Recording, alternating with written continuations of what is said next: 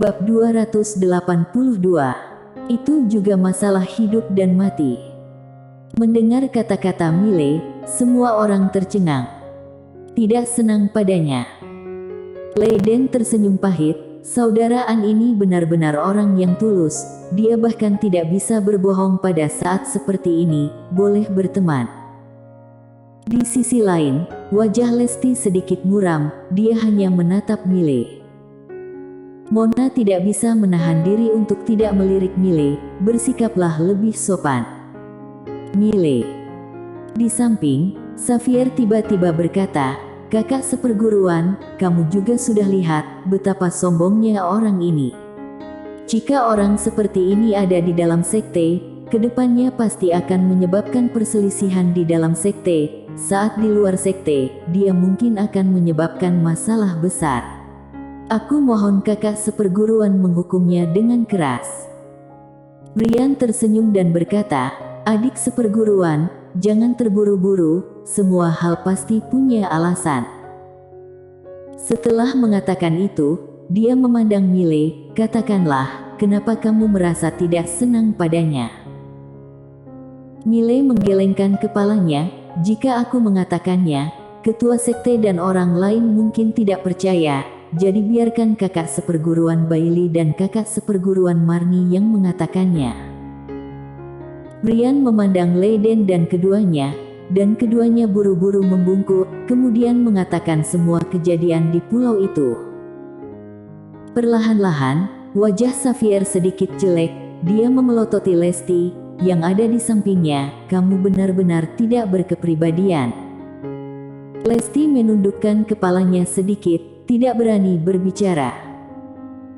Di samping Mile, Mona tiba-tiba berkata, "Masalahnya sudah sangat jelas. Dia bukan sengaja cari masalah. Orang yang menimbulkan masalah sudah membayar harganya, dan puncak pedang awan aku tidak akan mengejar masalah ini.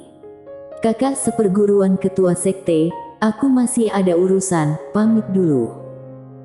Setelah selesai berbicara, dia melirik Mile, "Pergi masak." Mile tersenyum, berbalik dan berlari. Mona menggelengkan kepalanya.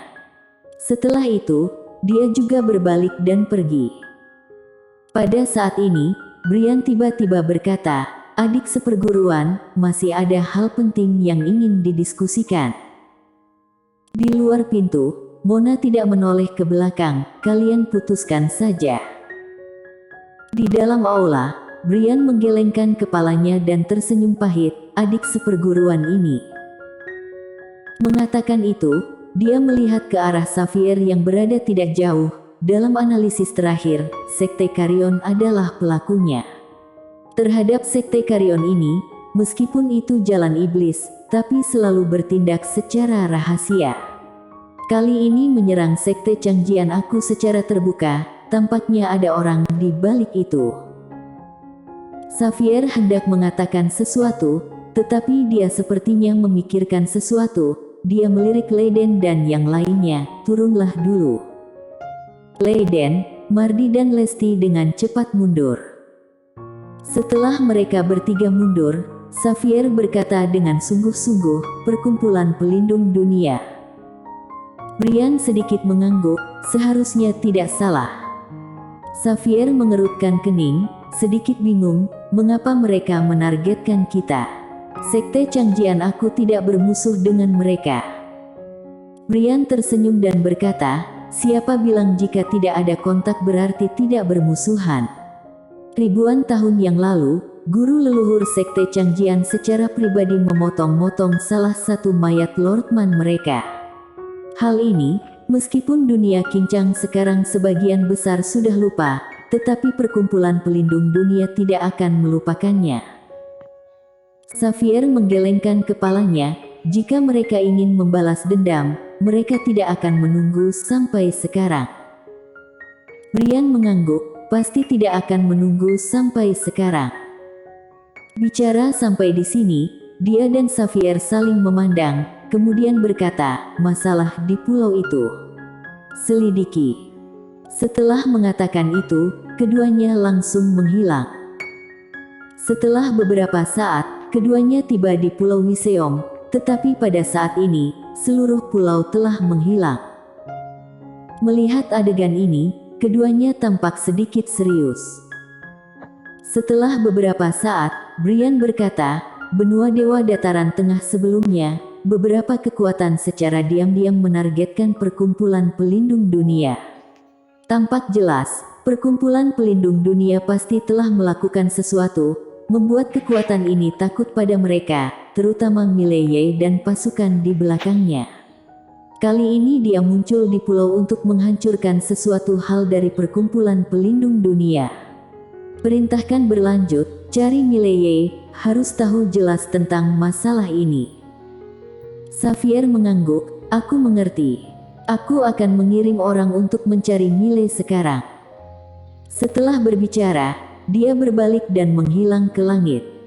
Di udara, mata Brian perlahan terpejam, Perkumpulan Pelindung Dunia. Perubahan dunia kincang ini, takutnya ada hubungan dengan kalian. Sekte Changjian.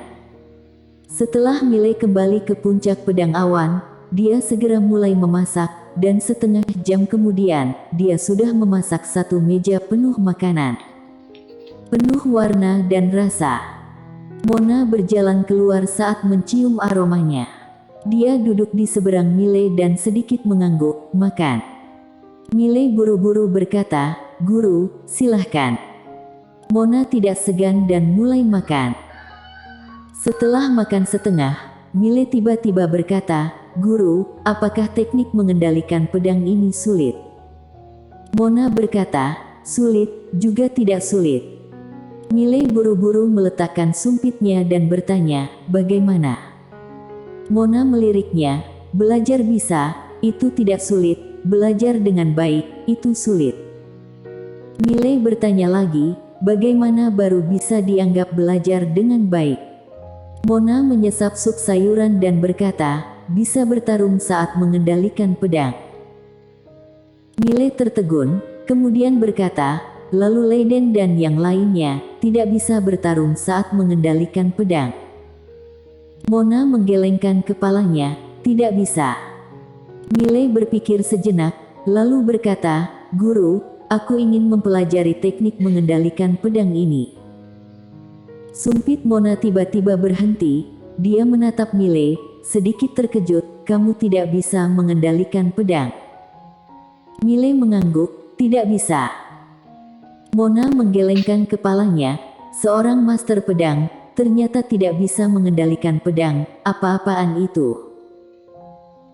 Bicara sampai di sini, dia sepertinya memikirkan sesuatu, kemudian berkata, datanglah ke aula internal aku nanti, cari sebuah buku teknik pelatihan berjudul, Teknik Sejati Pengendali Pedang. Latihan ini aku buat sendiri, tidak bisa dibanding dengan teknik pengendali pedang biasa.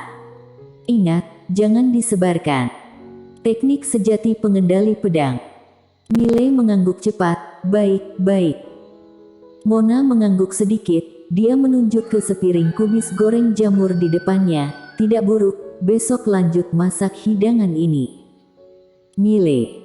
Setelah makan, Mona meninggalkan aula, tidak tahu pergi kemana. Dan Mileye buru-buru masuk ke aula internal setelah beres-beres.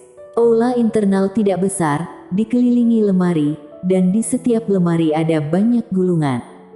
Di antaranya, jika bukan teknik pelatihan, berarti teknik seni bela diri, atau teknik supranatural. Semuanya. Selain itu, tingkat terendah adalah alam bumi, dan tingkat langit ada di mana-mana. Mileye sudah tercengang. Pada saat ini, dia menemukan bahwa puncak pedang awan ini sebenarnya adalah perpustakaan teknik seni bela diri dan perpustakaan teknik pelatihan Sekte Changjian. Di depan matanya ini, pasti dikumpulkan oleh Sekte Changjian di dinasti sebelumnya, dan beberapa di antaranya diciptakan oleh beberapa pendahulu Sekte Changjian sendiri. Warisan. Pada saat ini, Mileye benar-benar memahami apa itu warisan, dan ini yang disebut warisan. Sekte Changjian ini tidak heran adalah kekuatan utama di dunia kincang. Tanpa berpikir panjang, Miley mulai mencari teknik sejati pengendali pedang. Setelah beberapa saat, dia menemukannya. Kemudian, dia mulai mencari anotasi Mona, tetapi tidak peduli bagaimana dia mencari, dia tidak dapat menemukannya. 1 jam kemudian, dia masih belum menemukannya, jadi dia tidak mencarinya lagi.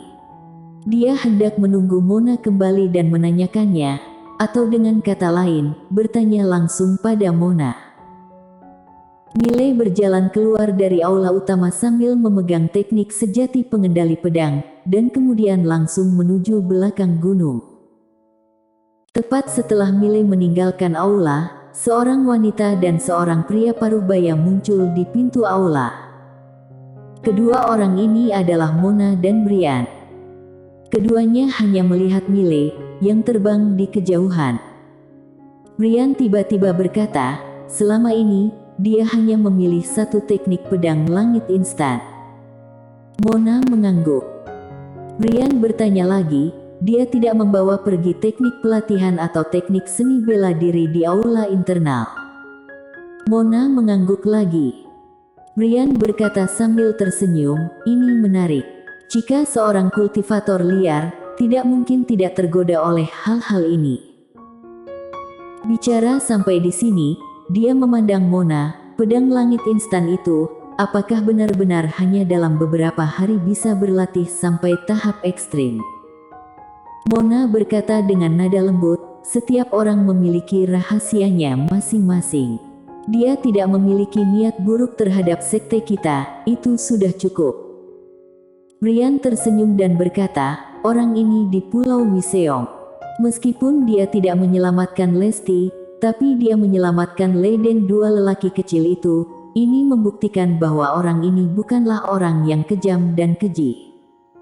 Karena adik seperguruan merasa dia tidak buruk, maka biarkan saja dia tinggal bersamamu untuk waktu yang lama agar bisa berkultivasi. Dia memang bibit yang baik, latih dengan baik, di masa depan mungkin saja ada pencapaian yang luar biasa.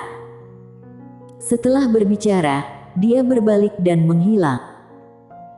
Setelah Brian pergi, Mona juga berbalik dan pergi. Saat kembali ke aula internal, ada meja kecil di aula internal, dan di atas meja kecil ada 3 piring buah-buahan kecil. Melihat meja kecil ini, Mona berkata dengan nada lembut, memang tulus. Belakang gunung. Miley berlari sepanjang jalan dengan memeluk teknik sejati pengendali pedang. Sampai di depan sebuah kolam, dia berhenti. Setelah berhenti, Miley membuka gulungan teknik sejati pengendali pedang. Teknik pengendali pedang ada di hati tetapi tidak dalam bentuk, pikiran dan jiwa bersatu, manusia dan pedang bersatu. Dan seperti itulah, Miley terus melihat, dan setelah melihat selama setengah jam, dia duduk bersila di tanah dan mulai menganalisis dalam pikirannya.